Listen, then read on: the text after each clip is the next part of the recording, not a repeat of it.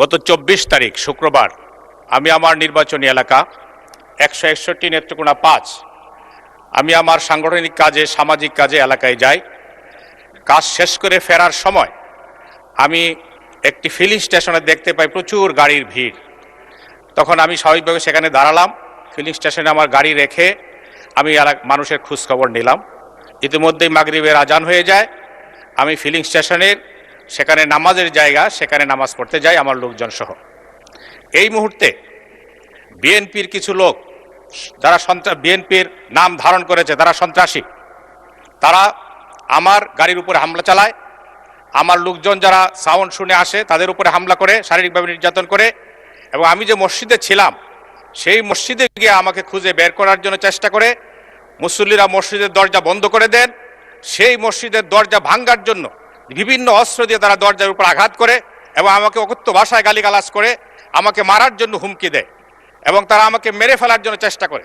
পরবর্তীতে আমি শুনতে পাই যে সেখানে পেশাদার কিলারকে নেওয়া হয়েছিল যাতে আমাকে হত্যা করা হয়। কিন্তু মসজিদের মুসল্লিদের প্রতিরোধের মুখে তারা দরজা ভাঙতে পারে নাই বলে আজকে মাননীয় স্পিকার আপনার সামনে দাঁড়ানোর সুযোগ হয়েছে। না হয় হয়তো আজকে আমার জন্য এখানে শোক প্রস্তাব আনতে হতো এবং আমার জন্য হয়তো আপনারা ১ মিনিট নিরাপত্তা পালন করতেন।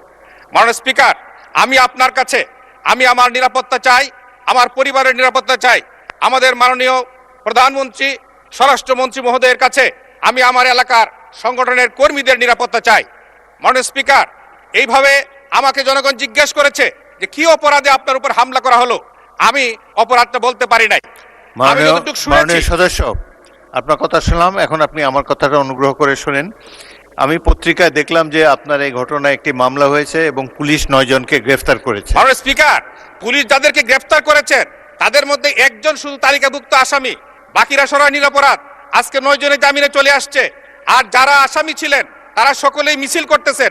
এই মুহূর্তে আমার কাছে ফোন এসেছে ৩টার সময় যে তারা মিটিং করতেছে।